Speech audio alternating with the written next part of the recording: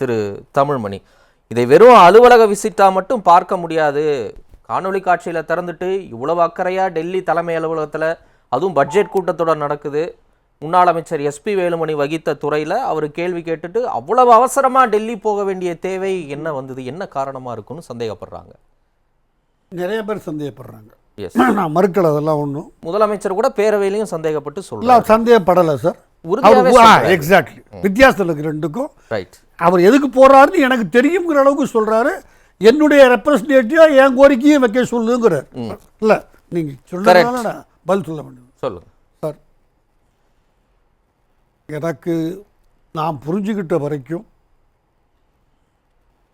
எனக்கு ஒரு பெரிய மகிழ்ச்சியா இருக்கு. 12 தோல்வி பழனிசாமி அது டம்மி பீஸு, அது எங்கே போனால் என்னன்னு எண்ணாமல் அவருடைய ஒவ்வொரு மூமெண்ட்டையும் காலையிலேருந்து எல்லா டிவிகள் முதலமைச்சர் உட்பட ஸோ இன்னும் உயிர் துடிப்போட அவர் ஒரு பவர் சென்டராக இருக்காருங்கிறத காமிச்சிருக்கிறார். இல்லாட்டி 12 தோல்வி 18 தோல்வி அதெல்லாம் 3 மாதத்துக்கு முன்னாடி என்ன சொன்னார் முதலமைச்சர்? ஏதோ கேட்டதுக்கு அவருக்கு வேறு வேலை இல்லை, தினம் ஊடகத்தில் ஒரு பேர் வரணுங்கிறதுக்காக கேட்குறார்.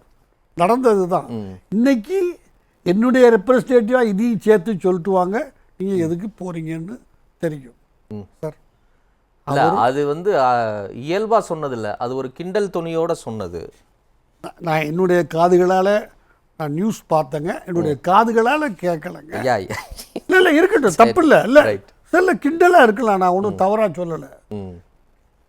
நீங்கள் கிண்டல் செய்கிறப்ப கூட உங்களுக்கு ஒரு இவர் தூதுவராக இருப்பார், இவர் சொன்னால் கேட்பாங்க, அதுவே ஒரு முக்கியத்துவமாக நீங்கள் பார்க்க. நீங்கள் சொல்லி கேட்கல, அவர் சொன்னால் கேட்பாங்கன்னு நீங்கள் நினைக்கிறீங்க இல்லையா? ஒரு ஆட்சியை வச்சிருக்கிற நீங்கள், அது ஒரு பெரிய விஷயம் ஒன்று சார். கூட்டணி இருக்கிறதுக்கான வாய்ப்புகள் இருக்குது. நாம் ஒரு பலமுறை கடந்த 3-4 மாதத்தில் மறுப்பது. ஏன்னா அவர் சொல்றாரு திமுகவை தவிர வேற யாருங்களுக்கு எதிரின்னு ஒண்ணு கிடையாது. ஆனா 6 மாசம் பிறகு கேளுங்க. 4 நாளைக்கு முதல்ல சொல்றாரு பிஜேபி கிஜேபி பத்தி என்கிட்ட பேசாதீங்க. அப்போ கூட ஒரு பவ்யமா மரியாதையா சொல்லலை. பிஜேபி உங்களுக்கு கேட்டிருப்பேன்னு நினைக்கிறேன். ஏன்னா அது கிண்டல் தான், இது அதை விட கிண்டல். பிஜேபி கிஜேபி பத்தி எல்லாம் என்கிட்ட இதே பிஜேபி ஒரு பெரிய கோரிக்கை, இவங்களை சேர்த்துக்கோ அவங்கள சேர்த்துக்கோ நடந்துகிட்டு இருக்கு. சரி, முந்தா நாள் 1/2 மணி நேரம் சொல்லிட்டா யாரையும் சேர்ப்பதற்கான வாய்ப்பு இல்லை. ரைட், நாங்கள் ஸ்டெடியா அந்த இடத்துல எனக்கு கேள்வி வருது. சசிகலா ஓபிஎஸ் குறித்து எப்ப கேட்கும் போதும் ரொம்ப தெளிவா திடமா இறுதியா உறுதியா அறிவிக்கக்கூடிய எடப்பாடி பழனிசாமியால அதே மாதிரி கேள்வி செய்தியாளர்கள் வைக்கும் போது பிஜேபியோட கூட்டணி இல்லைன்னு சொல்லிட வேண்டியதானே? நான் பிஜேபி கிஜேபின்னு அவர் கிண்டல் பண்றதுல இருந்து புரிஞ்சுக்கணும், 6 மாசம் கழிச்சு சொல்றேங்கிறதுல இருந்து வேறு விதமா புரிஞ்சுக்கணும். என்ன கணக்கு சார்? அவர் திரும்ப திரும்ப சொல்றாரு கொள்கை வேறு, 10 தடவை சொல்லியிருப்பாரு கூட்டணி வேறு. அப்போ பிஜேபி கூட்டணின்னு எடுத்துக்கலாம். இல்ல, இன்னும் அந்த முடிவு பிஜேபி இல்லைன்னு சொல்ல முடியாது. அதான் அப்படிதான் சார். நான் அவரை புரிஞ்சுக்கிறதுங்கிறது பிஜேபி கூட வைக்க மாட்டேன்னு அவர் சொல்லல சார். அது ஓகே சார், எனக்கு புரியுது, அவர் வைக்க தான் போறாருங்கிற அளவு முஸ்தீபுகள் தெரியுதுன்னு வைக்கலாம். அதுவும் நடக்காம போலான்னு நீங்க சொல்றீங்க, வைக்கலாம். சரி, நான் என்ன கேட்கிறேன், அவருடைய டபுள் ஸ்டாண்டு தான் இங்க கேள்விக்குறியாகுது. எது டபுள் ஸ்டாண்ட்? இது வரைக்கும் பாரதிய ஜனதா கட்சியை பத்தி அதை பத்தி கேட்கவே கேட்காதீங்க, எத்தனை தடவை பேசுறது, எழுதி கொடுக்கணுமான்லாம் கேட்டுட்டு இன்னைக்கு 6 மாசம் கழிச்சு இல்ல இந்த அவசர டெல்லி விசிட்டை இப்ப புகழேந்தி உள்ளிட்ட எல்லாரும் கேள்வி கேட்க ஆரம்பிக்கிறாங்கல்ல. நீங்கள் டெல்லி விசிட்டு கேள்வி கேட்கறதுக்கும் இதுக்கும் எனக்கு என்னால் அதை புரிஞ்சுக்க முடியல. அவர் இன்னைக்கு கூட டெல்லியில் இறங்கின ஒன்று சொன்னார், ரிப்போர்ட்டர்கிட்ட சொல்கிறாரு, நான் வந்திருக்க பர்பஸே வேறங்க, அது இல்லை, நீங்கள் தவறாக சொன்னால் நான் என்ன பதில் சொல்ல முடியும்னு கேட்குறாரு. சார், இந்த சந்திப்பை யாரும் வெளிப்படையாலாம் நடத்த மாட்டாங்க சார். கூட்டணி பேச்சை வெளிப்படையாக நடத்துவாங்களா? தமிழ்மணி, உங்கள் அனுபவத்தில் சொல்லுங்க. இன்னைக்கு கூட்டணி பேசி இன்னைக்கு ராத்திரி கையெழுத்து போட்டுருவாங்கன்னு உங்க அனுபவத்துல சொல்ல முடியும்? சரி, பட்ஜெட் கூட்டத்தொடர் நடக்குது, இவ்வளவு அவசரமா காணொலியில திறந்த அலுவலகத்தை நேரடியா அதுவும் முன்னாள் அமைச்சர்கள்லாம் கூட்டிட்டு போய் பார்க்கணுங்கிற அவசியம் எங்க இருந்து வந்தது சார்? அவரு முடிவு பண்றாரு. அது லைன்ஸ் என்ன இருக்கும்? இங்க இருக்க வேண்டிய அவசியம் இருந்தது, அதை விட்டுட்டு போனார்னு நீங்க சொன்னீங்கன்னா நியாயமாக இருக்கும். ரைட், ஆமா, அதான் சொல்றேன். இல்ல அவருக்கு இந்த அசெம்பிளியில் நடக்குது சார். அவருடைய கடமை, இந்த கடமை பாக்கி இருந்துச்சு, அவர் செய்திருக்கணும், அவரு போயிட்டாரு, அப்ப நியாயம். இதை தவிர்த்து அதை நோக்கி போனதுன்னா அதுக்கு ஒரு முக்கியத்துவம் வரும். அப்படி எனக்கு தெரிஞ்ச வரைக்கும் இல்லை. அதனால் அவர், நான் புரிந்து கொண்ட வரையில் இன்னும் ஒரு 3-4 மாதத்துக்கு பார்க்கலாம் சார். அமித்ஷாவை பார்க்க மாட்டான்னு நான் சொல்ல தயாராக இல்லை, பார்க்கலாம்.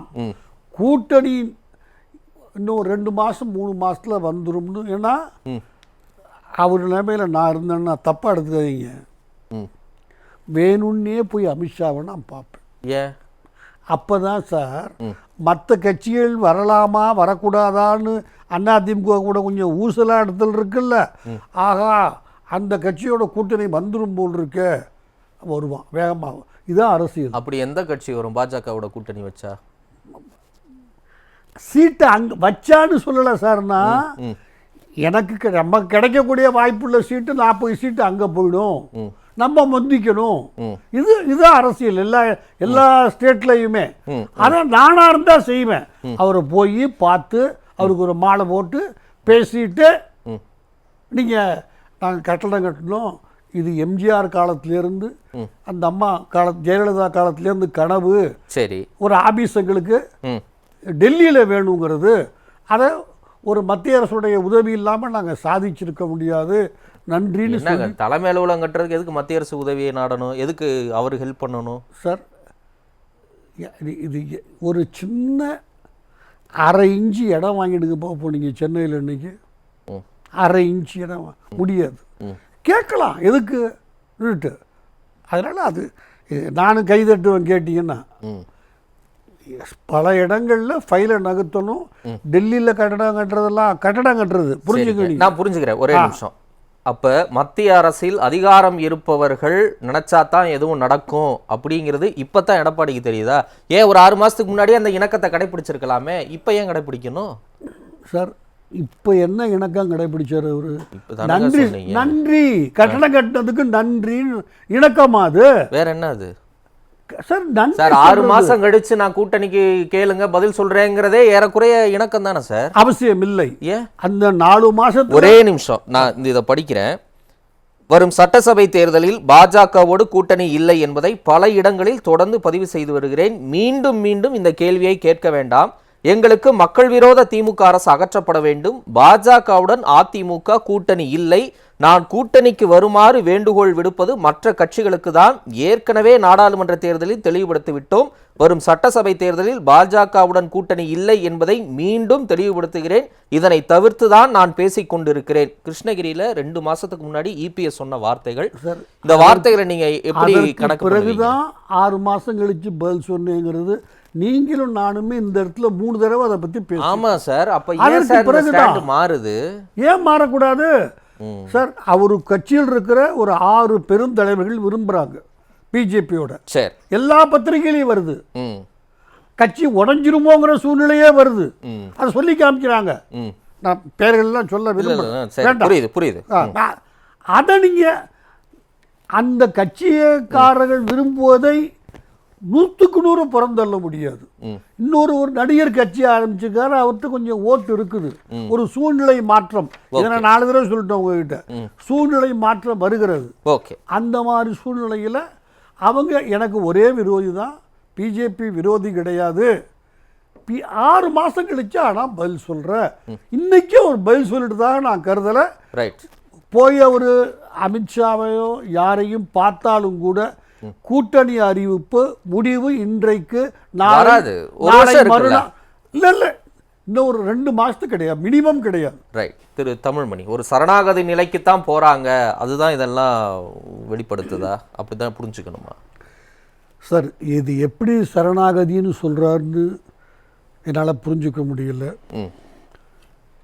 சின்னம் இருக்குது, கட்சியினுடைய பொதுக்குழு அவர்கிட்ட தான் இருக்குது, எல்லாம் ஏற்றுக்கிட்டது தான். அதில் இப்பயும் ஒரு சொல்ல முடியுது, பிஜேபி கிஜேபின்னு சொல்ல முடியுது அவரால்.